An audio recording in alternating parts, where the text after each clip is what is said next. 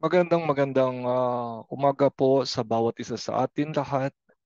Shabbat Shalom. Binabati ko kayo ng masagana at payapa, matiwasay na banal na Shabbat ni Hashem na ating Panginoon Diyos sa oras na ito. Ako po ay magsasalita sa ating wikang kayumanggi upang lalong magbigyan ng diin ang paksang ito na kung saan nakalatag sa hapagkainan. Nagaya ng sinabi ni David Hamelech doon sa Aklat ng Tehillim, Kabanatang 23, ang sabi niya, at siya ay naghanda sa hapagkainan sa harapan ng aking mga kaaway. He prepares a table before me in the presence of my enemy. At yan ay pinagbigay tibay ni Yeshua na ating Panginoon. Yung sabi niya, give us daily our daily bread. Give us each day our daily bread. So, this is referring to none other but the Torah portion of every week. At dito sa Torah portion, tayo ay mananagana sa mga putahe na kung saan ay hinahanda ni Hashem. Ngayon, 5784. Yes, ngayon, 2024. Hindi 3,500 years ago na kung saan ay sinabi ito ni Hashem sa kanyang lingkod si Moshe Rabbeinu. Alam natin na ang Torah Parshat ay messianic. At alam din natin by this time ay ito ay prophetic. Ibig sabihin, ito ay pumapatungkol sa kapanahunan na kung saan nais iparating ni Hashem. Hindi ito kailanman naging outdated. Hindi ito kailanman naging obsolete. O kaya hindi ito kailanman naging irrelevant sa ating kapanahunan. It applies to every times and seasons and every situation and circumstance that the house of Israel face before Hashem and through the power of His plan being unveiled na sumasalamin at binubuklat sa ating harapan through His Holy Torah. Kaya dito sa Parashat Truma, ito ay ating makikita sa aklat ng Exodus or Shemot, starting from chapter 29, verses 1 up to 9. Basahin ko lang sumandali. Vaydaber Hashem el Moshe lemor. And Hashem spoke to Moshe, saying, verse 2, Daber el Bnei Israel, speak to the sons of Israel, Veichuli truma, that they take for me a truma. Itong word na truma, parati natin ito naririnig o nababasa sa ating mga translated versions, ay yung offering. Ngunit ang salitang offering ay masyadong hindi tama. Inaccurate ito para gamitin mo yung salitang offering sa mother tongue word na truma. Kung minsan ginagamit naman ay yung portion bahagi. Ngunit ito rin ay hindi sasapat sa tamang pakahulugan ng truma. Yung mga iba naman ang tawag ay donasyon. Ito rin ay kapos. Kapos sa pangangahulugan ng tamang ibig sabihin ng truma. Alam nyo, ang truma ay, alam naman natin ito ay wika ni Hashem. Alam naman natin ito ay sobrang lalim. Ito nga ay hiyas eh. In other words, pag ito ay binagtas mo, ang ibig sabihin nito, nanggaling ito sa root word na room. Ibig sabihin ng room, o yung spelling ay resh, vav, mem. Resh, vav, mem, room. Ang ibig sabihin nito ay to elevate or to raise up. Itaas. In other words, itong sinasabi ni Hashem sa bayang Israel na kanyang inuutos, Ve'chuli, para sa akin, sabi niya, truma. Isang uri ng spiritual elevation na hinihingi niya sa mga tao na may kusang loob. Ang sabi niya, Meit kolish asher yidvenu libo. from every man who gives it willingly. Willingly. Sa bawat tao na handang magbigay ng merong kalayaan, merong sariling kapasyahan, not out of necessity. Hindi mula sa mabigat na damdamin. Hindi dahil dun sa napipilitan. Hindi pwede yon. At hindi rin po pwede na magbibigay siya kasi kailangan niyang makilala siya o kailangan niyang pagpalain siya. Yung motibo pa lang wala na eh. Medyo sablay na, no? Hindi na tama yung kavana, yung tamang intensyon ng puso. Ang sabi niya dito eh, tikhu et trumati, you shall take my elevation portion. Now, pag ito'y tinalakay natin, ito'y napakalalim. Napakalalim sapagkat ito ang kanyang introductory command.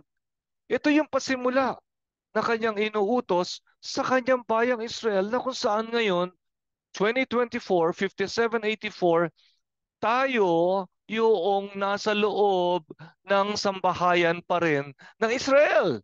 In other words, nangungusap sa sambahayan ng Israel, hanggang ngayon nangungusap pa rin siya sa sambahayan ng Israel. Ikaw man ay yung nabibilang sa natural na mga sanga o ikaw man ay nabibilang dun sa mga naiugpong ng mga sanga mula sa iba't ibang panig ng mga bansa sa mundong ito. Basta't ikaw ay nasa loob ng sambahayan ng Israel, para sa iyo ito.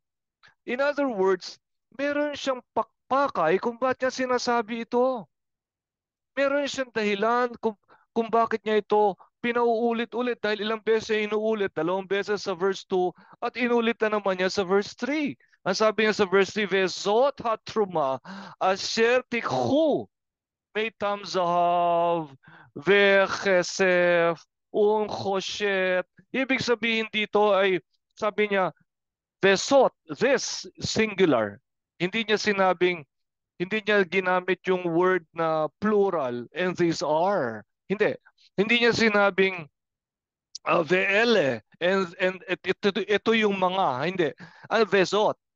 Vezot means singular. At ito. Ito yung ha, truma. Ano ba yung sabihin ng ha? The. Pertaining specifically to the elevation offering. The elevation, yung room, yung ascension, yung raising up. Tapos sabi niya rito, you shall take from them zahav. Ano ba yung zahav? Gold. Or sabi niya vechesef, in other words, silver. Unchoshet, bronze. Ano ibig sabihin nito? Yung gold ay mula sa dalisay na puso. Yung silver nang galing sa redemption. Silver isa kasi ang mga sangkap na ito, mamahaling mga bato. Ito ay parating spiritual, merong itong panapat na ibig sabihin sa ating buhay. Yung inuulit ko, yung gold ay ang katapatan ng ating puso. Ginto eh. Pusilak na ginto.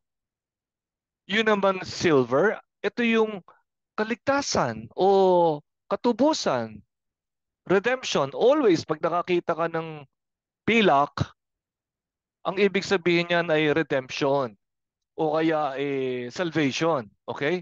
Abay, dapat mong patunayan yan. Hindi ka dapat maging huwad. Tapos yung pangatlo, yung bronze, yung choshet. Choshet means bronze.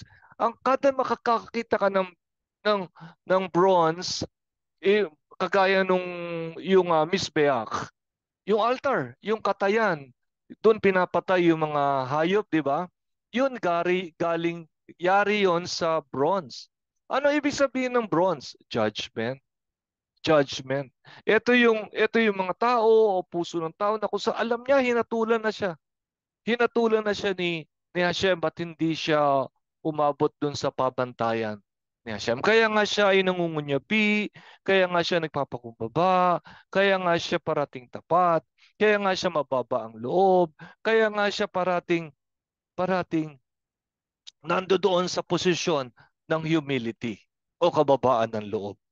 Ngayon, ang tanong ko dito, bago tayo sumulong, ano ba talaga ang motibo ni Hashem? Bakit niya ito inuutos? Bakit niya, bakit? Kulang ba siya sa yaman? Kulang ba siya sa banal na mga tao? Hindi. Marami siyang mga banal na tao na hindi nagpa-backslide, hindi nagtataliwakas. O, di ba? Nandiyan si Moshe Rabbeinu. Ang sabi nga ni Hashem, gusto mo gagawa ako ng lahi sa iyo eh. Ubusin ko na lang kaya lahat ito at sa iyo ko magsisimula. Ibig sabihin, nakasumpong si Moshe Rabbeinu ng kalugurang lubos mula kay Hashem. Nandiyan dyan si Ahron, ako yung Gadol. Nandiyan dyan yung kanyang mga anak. Nandiyan dyan yung mga taong pinili niya, gaya ni Betzalel.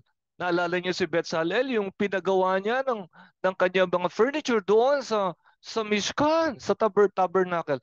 Hindi mo naririnig yun, di ba? Si Aholiab kasama ni Betzalel. Ano ibig sabihin ng Betzalel? Ano ibig sabihin? In the shadow of Hashem. Bein Salem. Shadow. El. Hashem. In the shadow of Hashem. Hindi kinakailangan maging napakataas ang ranking na kilalang kilala ni Moshe Rabbeinu. Marami mga lingkod si Hashem na kung saan merong kabanalan. Mga lumakad ng righteous at patuloy na nagmamahal kay Hashem at pinili nilang maging nasa backstage. Pinili nilang maging tahimik. Pero hindi po sila mauunahan pagdating sa cheerful obedience. Dito ay ang tanong bakit to inuutos ni Hashem? Alam mo ang sagot, bibilisan ko na, baka abutan na naman ako ng 30 minutes. Ang ibig sabihin to, ang pinaka-gist, to ang pinaka-lundo ng kahalagahan, no? Ang pinaka-puso ng paksang ito ni Hashem, hindi ko paksa ito ha, paksa ito ni Hashem. Makikita mo sa talatang, sa Pasuk Chet. Pasuk Chet. What is that? Verse 8. Ano ang sabi ni Hashem? Ve'asu limikdash ve'shachanti betocham. And let them make me a mikdash, a sanctuary, ve'shachanti betocham, that I may dwell in them. Sino ba ang magsasabi na ang kalooban ni Hashem na manahan sa tao, sa kalooban ng tao, ay nagsimula lamang nung Brit Hadashah o nung New Covenant time o New Testament time? That theology is not correct. Noon pa lamang gusto na ni Hashem na manahan sa loob ng tao. Gusto niyang maghari sa ating puso, sa ating kaluluwa, sa ating isip. Gusto niyang magmay-ari sa atin sa mga sitwasyon, sirkumstansya, sa mga alalahanin, sa lahat ng mga ababalahin, kahit sa ating mga tagumpay. Gusto niyang maging Lord of all or else He doesn't want to be the Lord at all. So dito pa lang makikita mo sa Shemot, Exodus 25 verse 8, ang sabi niya, Ve'asuli mikdash, ve'shachanti betocham. Hindi yan sinabing ve'shachanti betocho. Pag sinabing betocho, ibig sabihin that I may dwell in it. Alam mo yung it, yung gusali, yung ginawang struktura, yung edifice, yung building. Eh, hindi naman building ang gusto yung tirahan eh. Ang gusto yung tirahan ay in them. Don't you know that the Spirit of God dwells in you? Sabi ni Apostle Paul. In other words, yung sinabi ni Apostle Paul sa Book of Corinthians at sinabi ni Hashem sa aklat ng Exodus ay kapareho. Pareho. Noon pa gusto ng manahan ni Hashem sa puso at kaluluwa at sangkalooban ng tao. In other words, pero may kondisyon yun. Hindi siya basta-basta bigla na lang mananahan sa tao nang hindi talaga siya ay welcome. Hindi po pwede. At ano ang unang-unang kondisyon para matanggap ng tao ang katubusan o kaligtasan ng kanyang puso at kaluluwa. Ano sa tingin ninyo? Tanggapin? Tanggapin ang 1,001 beses ang Panginoong Yeshua, Jesus? O mag-hallelujah ng 5,000 times at praise the Lord 10,000 times every day? Ganun ba? Ligtas ka na ba? O paglandakan mo at pagtibayan mo, ipaglaban mo na ikaw ay save, basta save ako forever. Yun ba yun? At pagkatapos patuloy kang sutil at suwail sa kanyang mga salita at kautusan? Paano mo napaniwala ang sarili mo na ikaw ay safe kung nabubuhay ka sa pamumuhay na hindi ka sumusunod? Naisip mo ba yun? Hindi mo ba naisip na sa isang banda o sa maraming banda, mukhang nadaya tayo ng malaking malaki? Dahil kung talagang ligtas ka, dapat patunayan mo. Dapat ipatunayan mo sa pamamahay ng iyong pamumuhay. Dapat patunayan mo sa iyong araw-araw na patunay o patotoo, hindi ba? Kaya nga sasabihin ng mga tao, kung yan lamang naman ang kanyang Diyos, ay ayoko magkaroon ng bahagi sa Diyos niyang yan. Bakit? Tingnan mo naman, ang salita sa bibig humihitik. Masyadong namumulaklak sa mga pangit na salita. Abay kagaling mamintas. Ay bay kagaling mainggit. Ay kagaling maglilista ng bibili niya. Punong-puno ng pag-ibig sa materialismo. Punong-puno ng pita ng mata at pita ng laman. Ito ba yung taong ligtas? Ito ba yung taong gusto kong pamarisan? Ay, hindi, ayoko, no. Ayoko, pass na lang ako. Dahil totoo po yun. Isang bagay na kung saan ay tayo ay tinubos at tayo ay niligtas, ay dapat nakikita yung bunga. Bunga ng Espiritu Santo sa ating mga buhay, hindi po ba? Hindi tayo papapayag na tayo madaya sa ating mga sarili. At pagdating sa huling araw, ng pagtotoo, sasabihin ba ng Panginoon, sino ka? Hindi kita kilala. Nako, yun pa ba ang oras na magkakaroon ng, ha? Nako, Panginoon, please naman walang ganyanan. Pabalikin mo ako. Sige, babalikin mo ako, Panginoon, at pagbubuti. Ay, wala na eh. Dakilang paghahatol na ito eh. Wala sa ating may gustong mangyari ng ganyan. Dahil si Satanas ang tawag ni Yeshua, he is the father of all lies and he is the prince of deception. Siya ang ama ng kasinungalingan at ang prinsipe ng pandaraya. At kitang-kita mo ngayon talaga naman may mga hyper grace doctrine, merong revolutionary grace doctrine. It's all grace. It's all grace. At merong mga katuruan ngayon. As I speak, na wala nang kwenta ang teshuva. Wala nang kwenta ang repentance. Hindi na kailangan daw mag-repent. Bakit? Sapagkat nananagana daw ang mga mananampalataya sa biyaya ng Diyos. Kaya marapat lamang na tayo mga anak ng Diyos, pwede natin hakutin, kartilyahin ang lahat ng blessing at sapagkat karapat dapat tayo yung managana dahil tayo mga anak ng Diyos. Saan mo nakuha yung ganyang uri ng doktrina? Bakit pala inuulit-ulit ni Hashem na you repent at patunayan mo ang iyong pagsisisi sa pamamagitan ng mga bunga? Iyaon, patunayan mo. Ano ipapatunay natin kung tayo ay hindi na pala kailangan magsisi? Ay ano ba ang ating pwedeng ipakita para sa ganun ay tayo ay tunay na maging kalugod-lugod sa Panginoon Diyos? Ang sagot po ay ito sa parasya Truma. Kaya sabi niya rito, tawagin mo sila at kumuha ka sa kanila ng room, Reish, Vav, Mem. Ang ibig sabihin nun, to raise up an elevation offering. At ano ba yung elevation offering na yun? Ang puso, ang kaluluwa. Na yung pusong yun ay talagang lumilipad pataas ang pataas, nag-ascend. Spiritual elevation. Ngayon, sa horizontal level, paano mo yun maipakikita? Yung, paano yung prueba na kung saan ikaw ay magpapatunay na ikaw nga talaga ay nag-spiritually ascend. Anong gagawin mo na inuutos ni Hashem na hindi ka na mag, magte-testing, baka ito, o baka yan, o baka... Hindi! Sinabi na niya sa kanyang mga banal na salita kung ano ang inuutos niya na ating dapat gawing lahat. Ano yung tinutukoy niya? Tzedakah. Acts of kindness. Ang paggawa ng mga bububuting gawa. Let your light so shine before men. Di ba? Matthew 5:16. Let your light so shine before men that sabi niya that they may see your good deeds. Na makita nila ang iyong mabubuting gawa. Gawa. Mabubuting gawa. At sa ganon, luluwalhatiin nila ang iyong ama na nasa langit. In other words, pakita mo. Pakita mo na ikaw ay tumataas sa iyong spiritual. Pakita mo na ikaw ay nagmamature.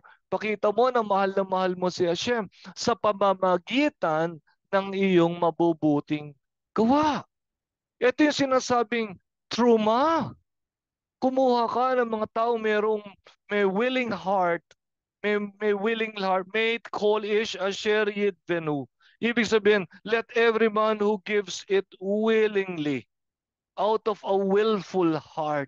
Yung puso na humahagalpak sa saya. Yung mga taong nakikipag-una-unahan sa anumang bagay na kung saan pinakikita nila kay Hashem ang kanilang pag-ibig.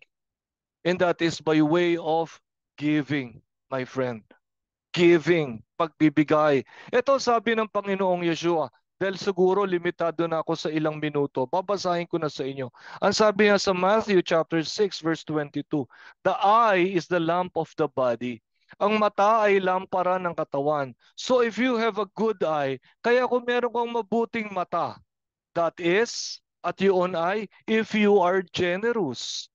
Ang binabasa ko sa inyo ay mismong salita ni Yeshua na mula sa complete Jewish Bible. Ang sabi niya yung may mabuting mata, ang ibig sabihin ay hindi yung cute ng mata, hindi yung ang ganda ng mata, yung brown, blue, green yung mata. Hindi yun ang ibig sabihin. Ang ibig sabihin ni Yeshua ay kung ikaw ay generoso, kung ikaw ay mapagbigay.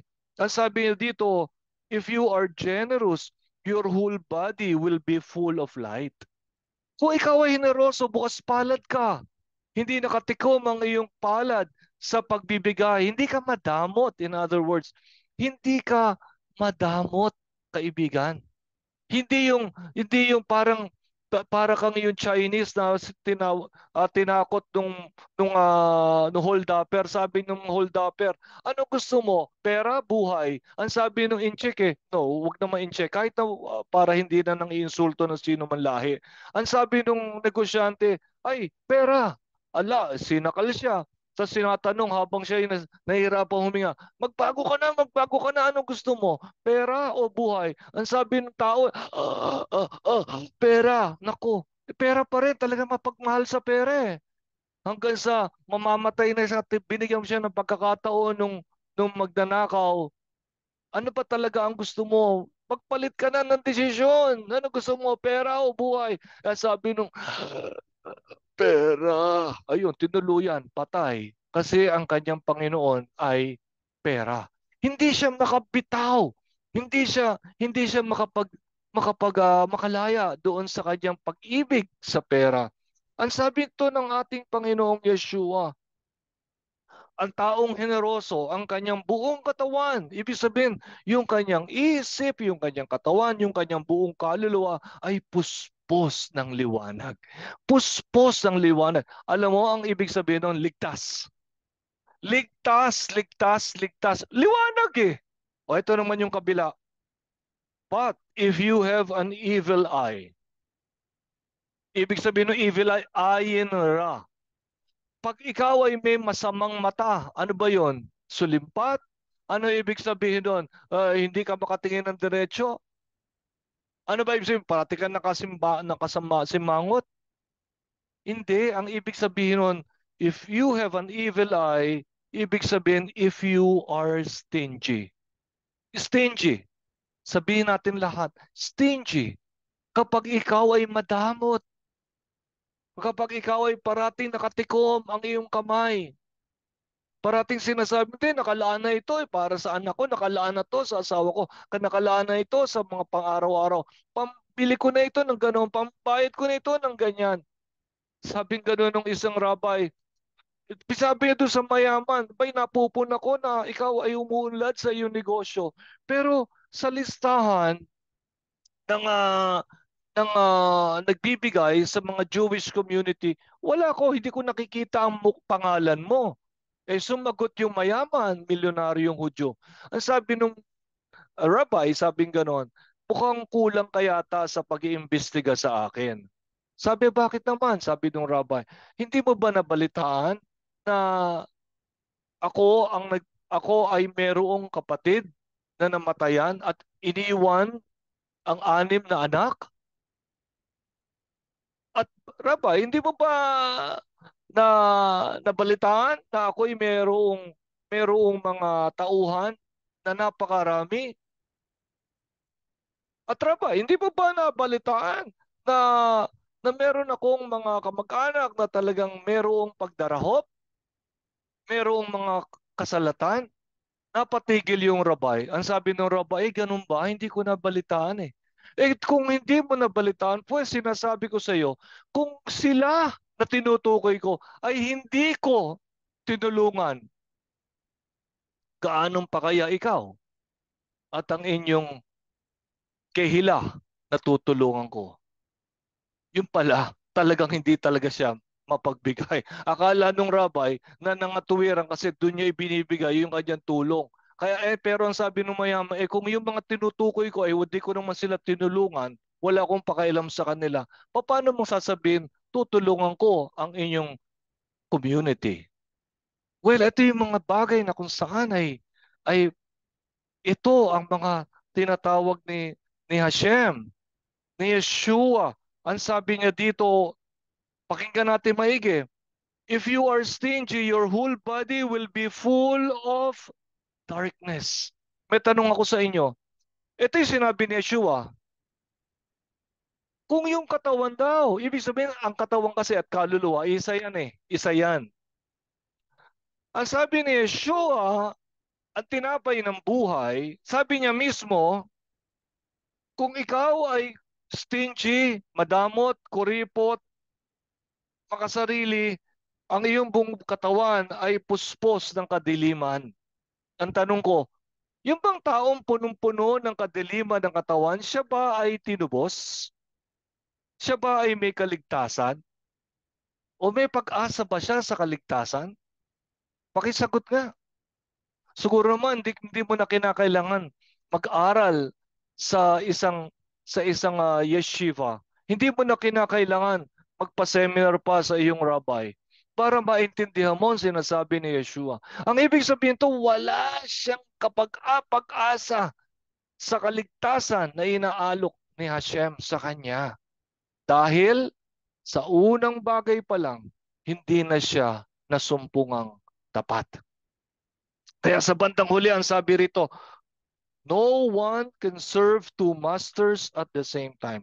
He will either hate the first and love the second, or scorn the second and be loyal to the first. You can't be a slave to both God and money. End of quote. Dito'y makikita natin, mga minamahal, ang gusto ni Hashem, manahan siya sa bawat isa na nasa loob ng sambahayan ng Israel. Pero hindi po pwedeng magawa yun ni Hashem kung tayo naman ay hindi napatunayang karapat-dapat na kung saan dito pa lamang sa pagbibigay ay hindi na tayo nasumpungan na karapat-dapat. Higit pa sa kanyang pananahan sa atin. Sino ba unang-unang nagbigay? Hindi ba si Hashem? For God so loved the world that He gave His only unified Son, that whosoever believes in Him should not perish but have everlasting life. In other words, my dear friends, I hope that the God of Abraham, Isaac, and Jacob will bless you and put it on the dot I-zero in mo sa bullseye ng iyong puso that no one can ever receive the salvation or even redemption that comes from the Holy One of Israel kung ang kanyang puso ay madamot. Kung ang kanyang puso, kung ang kanyang isip ay makasarili. Walang naghihintay na kaligtasan. Bakit? Narinig mo ang sinabi mismo ng Sar Shalom, ang prinsipe ng kapayapaan. And he is Melech HaMashiach, Yeshua, Adonai. Shabbat Shalom. My dear friends, Yehi Ratzon, with God's help, may the God of Abraham, Isaac, and Yaakov may change us.